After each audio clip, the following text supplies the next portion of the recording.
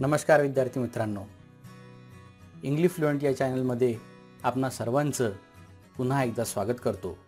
मी doctor Javed Khan Pathan आज आपल्यासाठी पुन्हा एकदा एक व्हिडिओ लेसन घेऊन आलेलो आहे। तरी इंग्लिश फ्लुएंट या चॅनलमध्ये आपलं पुन्हा एकदा स्वागत। विद्यार्थी मित्रांनो, सुरू करण्यापूर्वी आपणास विनंती करतो, जर आपण चॅनलला सबस्क्राईब केलं नसेल तर चॅनलला सबस्क्राईब करा आणि सबस्क्राईब केलं असेल तर आपले धन्यवाद, आभार आणि बेल आयकॉनवर क्लिक करायला विसरू नका, कारण येणाऱ्या नवीन व्हिडिओ नोटिफिकेशनसाठी बेल आयकॉनवर क्लिक करणं आवश्यक आहे। विद्यार्थी मित्रांनो, आज आपण शिकायला जाणार आहोत नवव्या वर्गातील इंग्लिश कोर्स बुकमधील 4.2 reading works of art. Sayyed Haider Raza आणि गोंड आर्ट या दोन विभागांमध्ये विभागलेला हा पाठ अतिशय महत्त्वाचा आहे आणि याच्या टायटलकडे आता आपण सगळ्यात आधी विशेष लक्ष देऊया। नेमका याचा अर्थ काय होतो ते बघा। रीडिंग हे तर तुम्हाला माहीतच आहे, रीडिंग म्हणजे काय, म्हणजे वाचणे, आणि works of art, works of art याचा अर्थ काय होतो, कलेची जी काही साधनं आहेत किंवा जी काही कला आहेत त्याचं वाचन आपल्याला करायचं आहे। वर्क्स ऑफ आर्ट ज्या काही कलात्मक गोष्टी आहेत त्यांचं वाचन आज आपल्याला बघायचं आहे। तर कलेसंबंधीचा हा पाठ आपल्याला देण्यात आलेला आहे आपल्या अभ्यासक्रमामध्ये। अतिशय महत्त्वाची ही कला आपल्या जीवनाला समृद्ध करणारी असते, कारण जेव्हा केव्हा आपल्याला विरंगुळा वगैरे हवा असतो किंवा आपल्या जीवनामध्ये तोचपणा आलेला असतो आणि आपल्याला काहीतरी बदल करायचा असेल आपल्या जीवनामध्ये, अशा वेळेला आपण कलेकडे वळतो। मग कलेची वेगवेगळी साधनं आहेत, वेगवेगळी रूपं आहेत।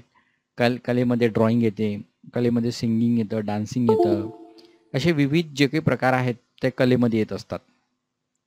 तर हा सुद्धा एक कलेचा जो प्रकार आहे ड्रॉइंग, त्यासंबंधी आज आपण या पाठामध्ये बघणार आहोत रीडिंग वर्क्स ऑफ आर्टमध्ये। त्यातल्या त्यामध्ये महत्त्वाचे म्हणजे सय्यद हैदर रजा नावाचे हे एक प्रसिद्ध असे चित्रकार आहेत आणि त्यांच्या चित्रामध्ये कोणती वैशिष्ट्ये आढळतात त्याबद्दलचा हा धडा आज आपण शिकायला जाणार आहोत। So it's very important as far as your examination is concerned, and it is very informative also. You will get much information about the drawing and all that things. And if you like to learn painting, abstract drawings and all that things, so you should watch the video till the end. And if you're visiting our channel for the first time, I request you to subscribe our channel and hit the bell icon to get the latest video notifications. So let's get started with our today's video. Syed Haider रजा, okay, this is the name of a person. हे खूप प्रसिद्ध असे चित्रकार आहेत आणि त्यांच्याबद्दलची माहिती आज आपण या धड्यामध्ये बघणार आहोत। Syed Haider Raza, popularly known as Raza, was a renowned Indian artist. Syed Haider Raza popularly म्हणजे प्रसिद्ध आहेत, नोन ॲज रजा, रजा म्हणून ते प्रसिद्ध आहेत, म्हणजे त्यांचं पूर्ण नाव न घेता लोक त्यांना फक्त रजा असं म्हणतात। आणि वॉज रिनाउंड, रिनाउंडचा अर्थ होतो फेमस, सुप्रसिद्ध, इंडियन आर्टिस्ट, भारतीय असे हे कलाकार आहेत। आर्टिस्ट म्हणजे कलाकार आणि खूप सुप्रसिद्ध आहेत। Simple geometric shapes, striking colour combinations, captivating compositions, these are some of the characteristic features of his paintings, and so are the colors blue and orange. Now here we have been told about the characteristic features of Sayyid Hyder Raja's painting actually, okay. So which are the features or characteristic features of his paintings? So here they are given: simple geometric shapes, striking color combinations, captivating compositions, and colors blue and orange. These blue and orange colors are his what we can say characteristic features of his art actually, okay. So what is the meaning of this in Marathi?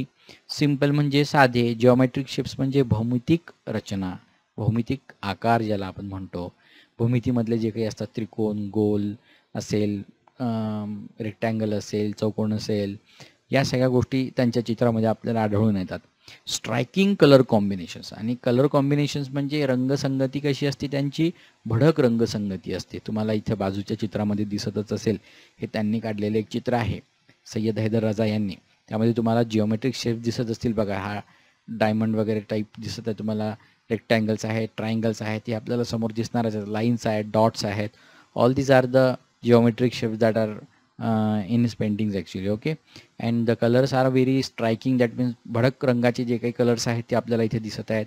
कॅप्टिवेटिंग compositions, कॅप्टिवेटिंग म्हणजे आकर्षक, समोरच्या व्यक्तीला मोहून टाकणारे असे compositions म्हणजे त्यांनी जे काही रंगसंगती निर्माण केलेली असते किंवा चित्र काढलेलं असतं. These are some of characteristic features of his paintings. Characteristic features म्हणजे त्यांची वैशिष्ट्ये, पेंटिंग्सची ही सगळी त्यांची वैशिष्ट्ये आहेत असं आपल्याला सांगता येईल. And so are the colours blue and orange. आणि अजून कोणतं वैशिष्ट्य आहे की त्यांच्या चित्रामध्ये आपल्याला 2 रंग खूप जास्त दिसतात. ती म्हणजे ब्लू म्हणजे निळा आणि ऑरेंज नारंगी कलर जो असतो हा खूप तांबडा कलर जो आहे तो खूप त्यांच्या चित्रामध्ये आपल्याला दिसतो. बाजूच्या चित्रामध्ये तुम्हाला ही सगळी वैशिष्ट्य दिसून येतच असतील. You will find them in almost all his paintings. त्यांच्या प्रत्येक चित्रामध्ये तुम्हाला ही सगळी गोष्टी दिसतील. या सगळ्या वरच्या जे काही डिस्क्राईब केलेले वैशिष्ट्य आहेत हे तुम्हाला दिसतील. None of his paintings depict life like human figures or copies of scenes from his environment. आणि नन ऑफ हिज पेंटिंग्स इथं काय सांगितलेलं आहे की नन ऑफ हिज पेंटिंग्स, त्यांच्या पेंटिंग्समधली कोणतीच जे काही हे आहे चित्रामध्ये depict life like human figures. Depict म्हणजे चितारणे, लाईफ लाईक ह्युमन फिगर्स म्हणजे जिवंत माणसांची चित्र त्यांच्यामध्ये त्यांच्या पेंटिंग्समध्ये आपल्याला आढळून येत नाहीत. और copies of scenes from his environment.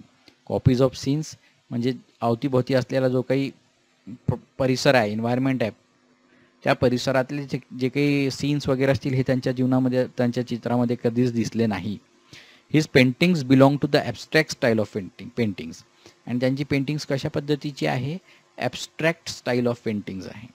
ठीक आहे, म्हणजे अमूर्त ज्याला आपण म्हणतो, आपल्या मनामधले जे काही संकल्पना वगैरे असतील त्या निर्माण होतात. म्हणजे समोर जे दिसतं आपल्या डोळ्याला ते दिसतच नाही, ते त्यांच्या चित्रामध्ये दिसत नाही. त्यांच्या मनामध्ये काय विचार असतील त्या संबंधीचे जे काही असतील त्या संकल्पना त्यांच्या पेंटिंग्समध्ये दिसतात. Such paintings are not inspired by any external factor. आणि या ज्या पेंटिंग्स असतात ॲबस्ट्रॅक्ट स्टाईल ऑफ पेंटिंग्स, या ज्या ॲबस्ट्रॅक्ट स्टाईल ऑफ पेंटिंग्स आहेत, these paintings are not inspired by any external factor. Inspired म्हणजे प्रभावित असणे किंवा प्रभावित होणे by an external factor. External म्हणजे बाह्य, एखाद्या बाह्य गोष्टीने त्या इन्फ्लुएन्स झालेल्या नसतात. आणि तेव्हा एखादं दृश्य मला चांगलं दिसलं बघा. एक्सटर्नल फॅक्टर म्हणजे काय, मी कुठेतरी फिरायला गेलो, मला पर्वतरांग वगैरे सगळ्या चांगल्या दिसत आहेत, नदी वाहत आहे वगैरे, हे मला दिसलं, मी मनात ते साठवून ठेवलं आणि नंतर त्याचे पेंटिंग्स मी काढली. म्हणजे बाह्य दृश्याने माझ्यावर परिणाम केला आणि मी त्याचं चित्र काढलं असा त्याचा अर्थ होतो. This is called external factor actually. And that painting is inspired by external factor. परंतु या ज्या ॲबस्ट्रॅक्ट स्टाईल ऑफ पेंटिंग्स असतात त्या तशा पद्धतीच्या नसतात. They originate when the artist tries to peep into his own inner mind.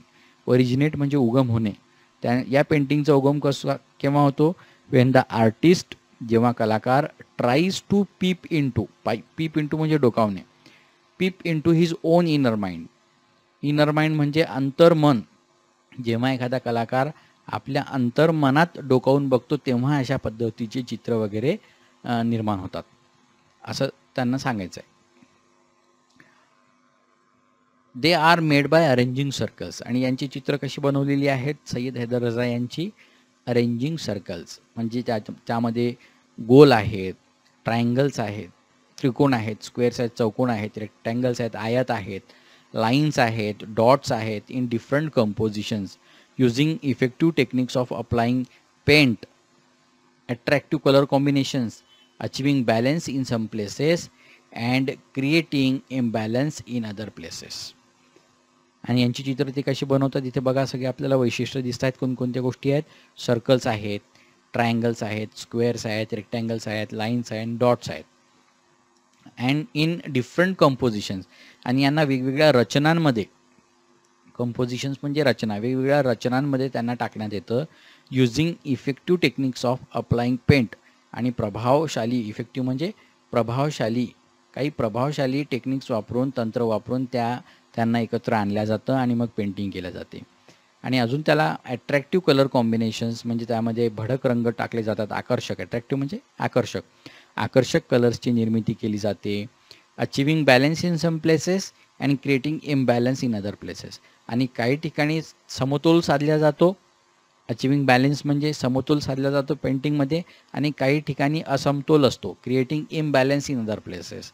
आणि काही ठिकाणी पेंटिंगमध्ये असमतोल दिसतो आपल्याला. आता इथं समतोल आणि असमतोल मध्ये म्हणजे कसं आहे, इथे वरच्या पेंटिंगमध्ये तुम्हाला दिसत असेल बघा, हे सगळे त्रिकोण आपल्याला दिसत आहेत की नाही. तर हे झालं समतोलाचं, म्हणजे सगळीकडे एका त्रिकोणानंतर दुसरा त्रिकोण, तिसरा त्रिकोण, चौथा त्रिकोण, म्हणजे एक पॅटर्न इथे निर्माण केला गेलेला आहे सय्यद हैदर रजा यांच्याकडून. याला समतोल निर्माण केला असं म्हटलं जातं. आता या ठिकाणी मध्येच जर गोल असता तर असमतोल निर्माण झालेला आहे असं त्यांना दाखवता आलं असतं. ठीक आहे. तर हे त्यांच्या पेंटिंग्सचं जे काही आहे ते वैशिष्ट्य आहेत इथे आपण बघितलेलं आहे.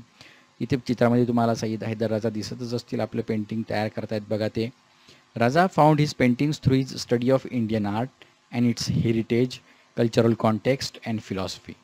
रजांना आपली जी पेंटिंग्ज आहे ही कुठे सापडली, म्हणजे कुठून प्रेरणा मिळाली अशा पद्धतीची चित्र काढण्यासाठी? Through his study of Indian art. त्यांनी भारतीय कलेचा अभ्यास केला त्याच्यातून. अँड इट्स हेरिटेज म्हणजे वारसा, आणि त्यांना जो काही आपल्या भारतीय कलेचा वारसा होता तो कळला. कल्चरल कॉन्टेक्स्ट, सांस्कृतिक जे काही संदर्भ आहेत ते बघितले त्यांनी, म्हणजे आपल्या संस्कृतीचा अभ्यास केला. अँड फिलॉसॉफी आणि तत्त्वज्ञान, आणि तत्त्वज्ञानाचा अभ्यास केला. आणि त्यानंतर त्यांनी आपली ही चित्र काढायला सुरुवात केलेली आहे बघा. His pictures seem to radiate peace and life at the same time. आणि त्यांचं चित्र, his pictures seem to radiate म्हणजे परावर्तित करतं किंवा बाहेर काढतं. काय बाहेर पडतं त्यांच्या चित्रातून? Piece and life. पीस म्हणजे शांतता आणि लाईफ म्हणजे जीवन ॲट द सेम टाईम. एकाच वेळेला आपल्याला जीवनसुद्धा दिसतं आणि पीस शांततासुद्धा दिसते. वी रिअलाइज, आपल्याला जाणीव होते that the painting is a visible form of a very deep thought. His paintings are a visible form of very deep thought. किती छान ओळ लिहिलेली आहे बघा. विजिबल फॉर्म म्हणजे आपल्याला दृश्य स्वरूपात असलेला विचार आपण बघू शकतो का? बिलकुलच नाही. डीप थॉट म्हणजे अंतर्मनामध्ये निर्माण झालेला एक विचार, कुठेतरी आपल्या मनामध्ये निर्माण झालेला विचार. तो विचार कधी दिसत नाही, परंतु त्यांच्या पेंटिंगमधून हा विचार आपल्याला दिसतोय असं लेखकाला इथे सांगायचं आहे. आभा भागवत यांनी लिहिलेला हा पाठ आहे, त्यांना हे सांगायचं आहे बघा. Very few abstract paintings communicate with the viewers as much as Razas do. Very few abstract paintings communicate. खूप कमी अशा अमूर्त पेंटिंग्ज असतात, चित्र असतात, ज्या कम्युनिकेट म्हणजे संपर्क साधतात विथ द व्ह्युअर्स, बघणाऱ्यासोबत संपर्क साधू इच्छितात किंवा साधतात. As much as Razas do. जितक्या रजाजच्या पेंटिंग करत होत्या तितक्या दुसऱ्या पेंटिंग्ज आपल्याला दिसत नाही लोकांसोबत कम्युनिकेट करताना. Okay. When we watch any actually picture or any painting at that time we get our self involved in that particular painting. Okay, that's why the writer is saying this sentence actually, that paintings communicate with viewers actually. Okay, it creates some kind of impression on the mind of viewers. That's why she is saying that Raza's paintings communicate very much with other viewers actually. Okay, now we'll get the more information about Sayyid Haider Raza. Raza was born in a small village in Madhya Pradesh. त्यांचा जन्म कुठे झाला होता? He was born in Madhya Pradesh, in a very small village actually. He began to paint from the age of 12. 12 वर्षाचे असताना त्यांनी आपली painting सुरुवात केली होती करायला. He studied art at the चित्रकला महाविद्यालय at Nagpur and then at the JJ School of Art in Mumbai. त्यांनी सगळ्यात आधी चित्रकला महाविद्यालयामध्ये आपलं शिक्षण घेतलं नागपूर या ठिकाणी, and then at the JJ School of Art in Mumbai. आणि समोर JJ School of Art खूप प्रसिद्ध असं ठिकाण आहे ज्या ठिकाणी तुम्ही वेगवेगळ्या कला शिकवू शकतात. नृत्य शिकायचं असेल, शिल्पकला शिकायची असेल, ड्रॉइंग शिकायची असेल तर तुम्ही आपलं उच्च शिक्षण त्या ठिकाणी घेऊ शकतात. मुंबई ठिकाणी असलेली ही संस्था खूप महत्त्वाची आहे. Later he went to France to study art. आणि नंतर मग त्यांनी फ्रान्स या ठिकाणी जाऊन आपलं पुढचं जे कलेचं शिक्षण जे आहे ते घेतलेलं आहे. कलेसाठी खूप प्रसिद्ध आहे बघा. फ्रान्स झालं, इटली झालं, या ठिकाणी खूप जुन्या काळातले जे काही कलाकार वगैरे आहेत त्यांच्या कलाकृती उपलब्ध आहेत, चांगले कॉलेजेस आहेत. तर म्हणून ते तिथे आर्ट शिकायला गेले, कला शिकायला गेले, चित्रकला. After few years he decided to settle in France. आणि मग काही दिवसानंतर मग त्यांनी फ्रान्समध्ये सेटल होण्याचा आपला जो काही आहे निर्णय घेतला. His wife was French. आणि त्याने फ्रेंच त्या म्हणजे फ्रान्सच्याच एका स्त्रीसोबत लग्न केलं. He won many national and international awards. आपल्या कामासाठी त्यांनी खूप सारे नॅशनल म्हणजे राष्ट्रीय, इंटरनॅशनल म्हणजे आंतरराष्ट्रीय त्यांना पारितोषिके मिळाली. He was honoured with all the 3 Padma awards. आणि त्यांना गौरव करण्यात आला होता. त्यांचा भारताच्या जे काही उच्च असे जे काही अवॉर्ड्स आहेत, पद्म अवॉर्ड्स आपण त्यांना म्हणतो, ज्यामध्ये पद्मश्री, पद्मभूषण आणि पद्मविभूषण हे जे अवॉर्ड्स आहेत ते सुद्धा त्यांना प्रदान करण्यात आले होते. Okay. With all the awards and honors, his paintings were exploring a spiritual, metaphysical path. With all the awards and honors, आपल्या जे काही अवॉर्ड्स आणि ऑनर्स त्यांना भेटले होते, जितके काही बक्षीस वगैरे त्यांना भेटलेले होते, पारितोषिकी त्यांना देण्यात आली होती, his paintings were exploring a spiritual and metaphysical path. त्यांची जी पेंटिंग आहे ही त्यांची पेंटिंग जी होती एक मेटाफिजिकल आणि स्पिरिच्युअल, आध्यात्मिक, स्पिरिच्युअल म्हणजे आध्यात्मिक आणि मेटाफिजिकल म्हणजे तत्त्वज्ञानात्मक रस्ता लोकांना दाखवण्याचा प्रयत्न करत होती. Gradually the bindu or point came to be the core of his paintings. आणि हळूहळू त्यांच्या जीवनामधल्या त्या पेंटिंग्सचा जो काही भाग आहे त्यामध्ये सगळ्यात महत्त्वाचा आला होता बिंदू. म्हणजे बिंदू त्यांच्या पेंटिंग्समध्ये असायचाच. कोअर ऑफ हिज पेंटिंग म्हणजे मुख्य भाग. हे described his work in this words. ते आपल्या चित्रकलेचं, आपल्या कलेचं या शब्दांमध्ये वर्णन करतात. My work is my own inner experience. माझं जे काम आहे, माझी जी कला आहे, हा एक माझा आंतरिक अनुभव आहे, इनर एक्सपिरियन्स म्हणजे. अँड इन्व्हॉल्वमेंट आणि माझा सहभाग आहे with the mysteries of nature. माझा मिस्ट्री म्हणजे गूढ, नेचर म्हणजे निसर्ग, निसर्गातले जे काही गूढ आहे यांच्यासोबतचा माझा असलेला सहवास किंवा सहभाग हा माझ्या पेंटिंग्समध्ये दिसतो. And form which is expressed in colour, line, space and light. आणि वेगवेगळे आकार जे काही आहेत निसर्गातले ते मी दर्शवण्याचा प्रयत्न करतो. विच इज एक्सप्रेस्ड, जे व्यक्त होतात, एक्सप्रेस म्हणजे व्यक्त होणे, इन कलर, रंगांमध्ये, लाईनमध्ये म्हणजे रेषांमध्ये, स्पेस म्हणजे जे काही जागा आहेत त्यामध्ये, किंवा लाईट किंवा त्याच्यातून निघणारा जो काही प्रकाश आहे, या सगळ्या गोष्टीतून मी ते डिस्क्राईब करण्याचा प्रयत्न करतो. Sometimes an artist thoughts appear to be too complex or even complicated when they are express through words. कधी कधी काय होतं, आर्टिस्ट म्हणजे कलाकार, याचे विचार जे असतात appear to be too complex, complex म्हणजे गुंतागुंतीचे, और इवन कॉम्प्लिकेटेड किंवा ते समजायला कठीण जातात आपल्याला.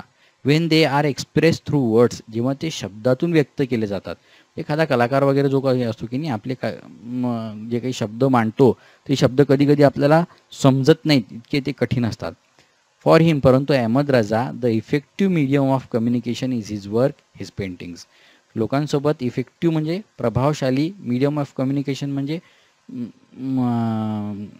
संपर्काचा, जे काही लोकांसोबत संपर्क करण्यासाठी जे काही माध्यम ते वापरतात ते म्हणजे त्यांची कला आहे, his paintings, his work. Raza had great creativity. Syed Haider Raza यांच्यामध्ये खूप चांगली अशी निर्मिती क्षमता होती. His paintings are very expressive. त्यांच्या जे काही पेंटिंग्स आहेत या खूप एक्सप्रेसिव्ह होत्या, व्यक्त होणाऱ्या होत्या. This great artist passed away on 23 July 2016 at the age of 94. आणि 23 जुलै 2016 या दिवशी त्यांचा मृत्यू झाला, जेव्हा ते 94 वर्षाचे होते. Living behind a legacy of sensitive paintings. आणि ते आपल्या पाठीमागे काय सोडून गेले, लिव्हिंग बिहाइंड म्हणजे सोडून गेले लेगॅसी, लेगॅसी म्हणजे वारसा, of sensitive paintings. Sensitive paintings म्हणजे ज्या काही आपण ज्याला म्हणूयात की व्यक्त होणाऱ्या अशा पेंटिंग्ज होत्या, ज्यामध्ये सगळे भावभावना होत्या, अशा ज्या काही पेंटिंग्ज होत्या ते मागे सोडून गेले. ते achieved through extraordinary compositions. Extraordinary म्हणजे असामान्य, कंपोजिशन म्हणजे रचना, असामान्य रचना त्यांनी निर्माण केलेल्या होत्या. ऑफ लाईन्स अँड कलर्स म्हणजे वेगवेगळ्या रेषा आणि रंगांच्या साहाय्याने तयार केलेल्या त्यांच्या पेंटिंग्स या खूप भावनाशील होत्या. That depict extraordinary compositions. आणि त्या डिपिक्ट म्हणजे चितारणे, एक्स्ट्रॉर्डनरी कंपोजिशन म्हणजे असामान्य अशा रचना आपल्याला दिसतात त्यांच्या पेंटिंग्समधून. हे त्यांच्या पेंटिंगचं वैशिष्ट्य आहे. आता इथे आपल्याला चित्र दिसत असेल तुमच्या स्क्रीनवर, बघा बिंदू, त्यांच्या प्रत्येक पेंटिंगमध्ये बिंदू दिसतो आपल्याला, ठीक आहे. आणि इम्बॅलन्स आहेत, ब्लू आणि ऑरेंज कलर तुम्हाला दिसत असेल. हे दोन कलर, हे स्ट्रायकिंग कलर्स ते वापरत होते. आणि काही ठिकाणी बॅलन्स निर्माण केलेला आहे. इथे बघा सगळे त्रिकोण तयार केलेले आहेत, मध्ये चौकोन आलेला आहे, ठीक आहे. काही ठिकाणी बिंदू आलेले आहेत. तर हे सगळे त्यांच्या पेंटिंगचं वैशिष्ट्य होतं. Okay, this is how Syed Haider Raza's painting was there. Now we'll move towards the next topic, that is Gond art. Gond आर्टबद्दल आता आपण बघूयात. मला चित्रामध्ये दिसतच असेल, एक चित्र आपल्याला समोर दिसतं आहे, झाड आहे, त्याच्यावर काहीतरी माकडासारखं चित्र आहे. एक प्राणी दिसतोय समोर आपल्या. ठीक आहे. आता ही गोंड आर्ट काय आहे हे आपण बघणार आहोत. Gond art is a tribal art. Gond art he tribal art आहे, म्हणजे जे काही आदिवासी जमातीचे जे लोक असतात त्यांनी डेव्हलप केलेली, विकसित केलेली ही कला आहे. It has been developed and preserved by the Gond tribal people residing largely in the Madhya Pradesh, Maharashtra, Telangana, Andhra Pradesh and Odisha states of India. ही जी कला आहे ही डेव्हलप म्हणजे विकसित केल्या गेली आणि प्रिझर्व्ड म्हणजे जतन करणे, जतन केल्या गेली bye the Gond tribal people. कोणत्या लोकांनी केलेली आहे? गोंड ट्रायबल पीपल, म्हणजे गोंड जातीचे जे आदिवासी लोक आहेत या लोकांनी विकसित केलेली आणि जतन केलेली ही कला. आणि हे लोक कुठे राहतात? रिसाइडिंग लार्जली, रिसाइडिंग म्हणजे राहणे, largely in the Madhya Pradesh. भारताच्या कोणत्या भागामध्ये राहतात ते? पहिलं स्टेट आहे Madhya Pradesh, Maharashtra, Telangana, Andhra Pradesh and Odisha states of India. म्हणजे जो काही मध्य भारत आहे या मध्य भारतामध्ये आढळणारी ही जमात आहे, आदिवासी जमात, आणि त्या लोकांनी निर्माण केलेली ही कला आहे. फ्रॉम देअर ट्रॅडिशनल टेल्स, या लोकांच्या ट्रॅडिशनल म्हणजे पौराणिक कथा अँड मॅथॉलॉजी, ज्या काही पुराणातल्या कथा आहेत किंवा त्यांच्या लोककथा आहेत, जुन्या काळातल्या ज्या काही कथा होऊन गेलेल्या आहेत, we learn that they lived in India for thousands of years even before the other inhabitants came here. त्यांच्या पौराणिक कथावरून आपल्याला काय आढळतं की हे लोक हजारो वर्षांपासून या देशामध्ये राहत आहेत, before the other inhabitants came here. Inhabitants म्हणजे रहिवासी, इतर जे काही रहिवासी या ठिकाणी आलेले होते त्यांच्या आधीपासून हजारो वर्षापासून ही लोक या ठिकाणी भारतामध्ये राहत आहेत, असं यांच्या पौराणिक कथावरून आपल्याला समजतं. The Gondi language is similar to Telugu, a Dravidian language. आणि हे जे लोक आहेत Gond people, Gond tribal people, हे कोणत्या भाषेमध्ये बोलतात? गोंडी लँग्वेजमध्ये बोलतात. आणि ही कशाशी साधर्म्य साधणारी आहे? तेलुगू किंवा द्रविडियन लँग्वेज जी आहे, तेलुगू ज्याला द्रविडियन लँग्वेजसुद्धा म्हणतात, साऊथ इंडियाकडची, त्या लँग्वेजसारखी ही त्यांची लँग्वेज आहे, भाषा आहे. Gond art has spread mainly in central India. आणि ही जी कला आहे ही मध्य भारतामध्ये पसरलेली आहे. स्प्रेड म्हणजे पसरलेली आहे. Originally people use to draw pictures on the earthen walls of their houses. सुरुवातीला काय केलं लोकांनी? People use to draw pictures, आधी लोक पिक्चर्स ड्रॉ करायचे on the earthen walls of their houses. Earthen म्हणजे मातीच्या ज्या काही भिंती होत्या त्या मातीच्या भिंतींवर ते चित्र काढत असे. ठीक आहे. And most folk arts involve natural techniques of preparing colours and use of several mediums. आणि ज्या काही लोककला आहेत, फोक आर्ट्स म्हणजे लोककला आहे, त्यामध्ये कोणत्या गोष्टींचा समावेश होतो? Natural techniques. नॅचरल टेक्निक्स म्हणजे नैसर्गिक तंत्र ऑफ प्रिपेरिंग कलर्स, रंग बनवण्यासाठीचे जे काही नैसर्गिक तंत्र वापरलेले असतात त्याचा समावेश होतो. म्हणजे निसर्गातून रंग बनवले जातात, कृत्रिमरित्या ते बनवले जात नाहीत. And use of several mediums, आणि कित्येक इतर माध्यमं त्यामध्ये वापरलेली असतात. They are transferred from generation to generation in a smoothly flowing process. आणि ही जी काही कला आहे ही एका पिढीतून दुसऱ्या पिढीकडे, जनरेशन टू जनरेशन ट्रान्सफर होत चाललेली आहे, म्हणजे दिल्या जात आहे, समोरच्यांना वारसा म्हणून दिल्या जात आहे. In a smoothly flowing process, एखाद्या संथ वाहत्या प्रवाहाने ती एका पिढीकडून दुसऱ्या पिढीकडे परावर्तित केल्या जात आहे. Gond art is no exception to this. आणि गोंड लोकांनी निर्माण केली ही जी कला आहे, गोंड कला, ही सुद्धा याला अपवाद ठरू शकत नाही. एक्सेप्शन म्हणजे अपवाद. अ house decorated with beautiful pictures creates a pleasant atmosphere. आपलं घर, एखादं घर जे काही डेकोरेटेड म्हणजे सजवलेलं विथ ब्युटिफुल पिक्चर्स, वेगवेगळ्या पिक्चर्सनी सजवलेलं असेल तर याच्यामुळे काय होतं? अ प्लिझंट ॲटमॉस्फिअर, एक आनंददायी वातावरण घरामध्ये निर्माण होतं बघा. म्हणून आपल्याही घरामध्ये आपण वेगवेगळ्या पेंटिंग्स वगैरे लावून त्याला सुशोभित करण्याचा प्रयत्न करत असतो. तशाच रिकाम्या भिंती ठेवल्या तर आपल्याला आवडत नाहीत. Also art is a medium of recording and preserving what is seen. आणि कला म्हणजे काय आहे? It is a medium of recording and preserving what is seen. What is seen म्हणजे जे बघितल्या जात आहे याचा एक रेकॉर्ड करणे, म्हणजे एक साठा करून ठेवणे आणि जतन करणे त्या गोष्टींचं, हे त्याचं एक साधन आहे कलेचं. म्हणजे काही आपण घटना वगैरे बघितलेल्या असतील तर त्या गाण्यामधून सांगणे किंवा एखाद्या चित्रामधून स्पष्ट करणे, आणि मग जशाच्या तशा ते नेहमी आपल्या बोलण्यामध्ये किंवा आपल्या त्या चित्रांमध्ये दिसत असतील तर याला प्रिझर्विंगसुद्धा म्हणतात. In folk arts you yourself prepare the canvas. ज्या लोककला असतात या लोककलांमध्ये you yourself prepare the canvas. तुम्ही स्वतः जो काही कॅनव्हास आहे, कॅनव्हास म्हणजे काय, the surface on which to draw and the colours with which you draw. Surface म्हणजे जो काही पृष्ठभाग आहे चित्र काढण्यासाठीचा, हा तुम्ही पृष्ठभाग बनवता.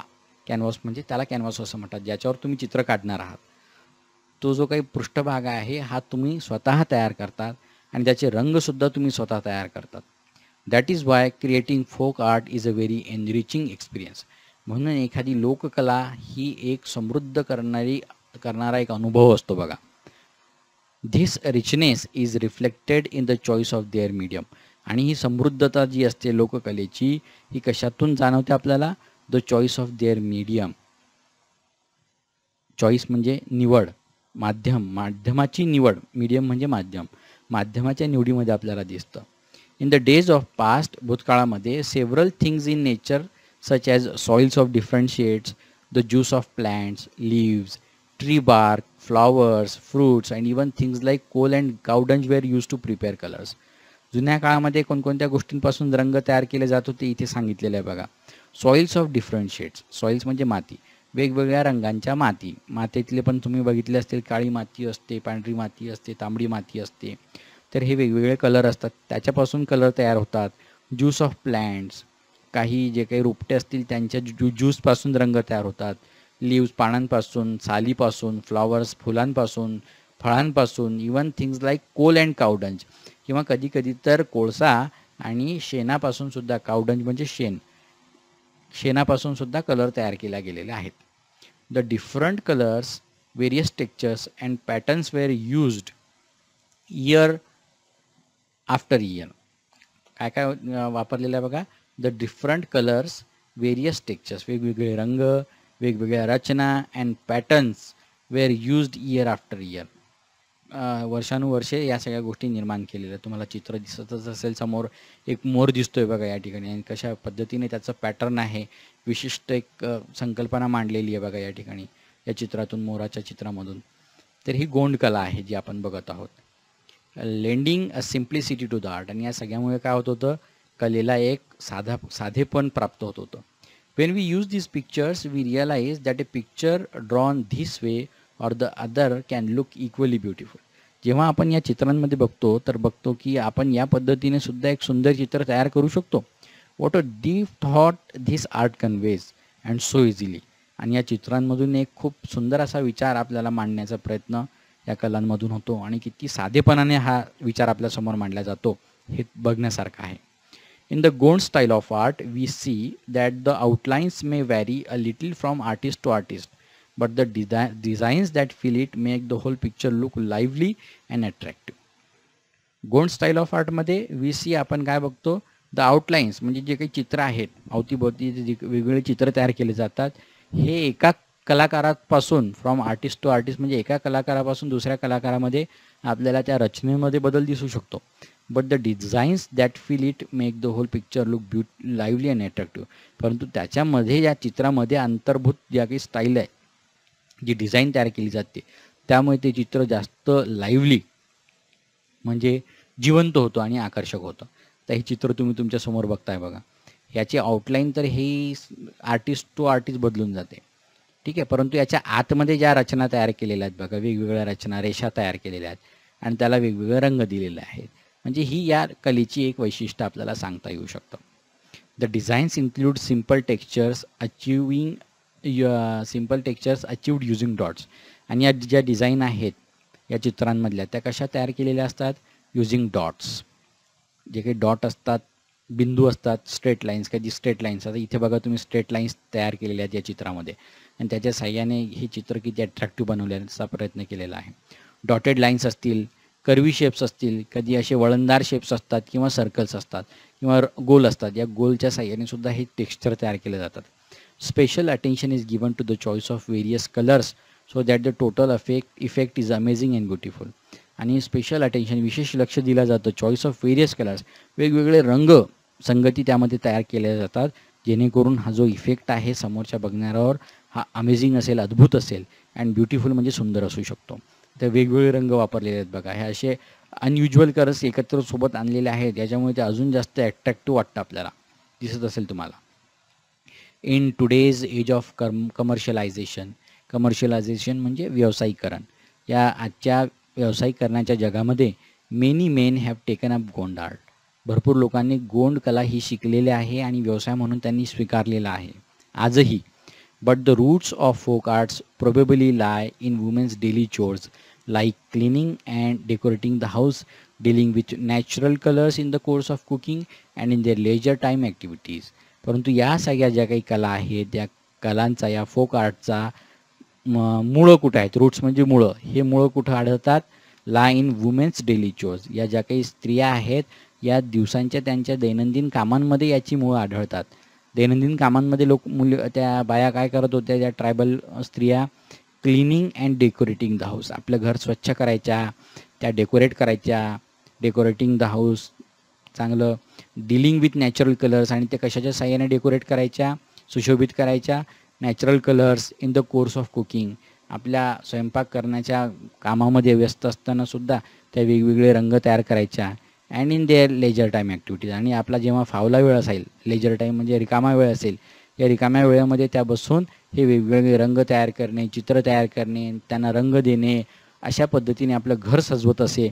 आणि या प्रथेपासून मग या गोंड आर्टचा जो काही पाया आहे तो रोवल्या गेला. आणि नंतर आता तर व्यावसायिक स्तरावर त्याची जी काही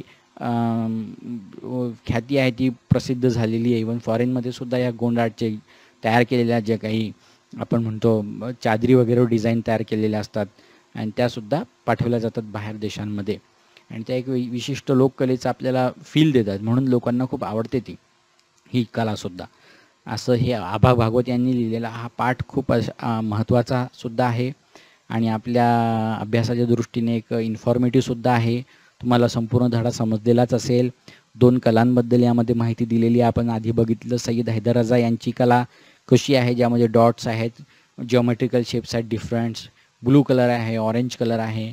नंतर आपण फोक आर्ट बघितली, ज्यामध्ये गोंड जातीच्या जमातीने निर्माण केलेलं आदिवासी जमातीच्या लोकांनी बनवलेली जी काही चित्र होती ती बघितली आपण.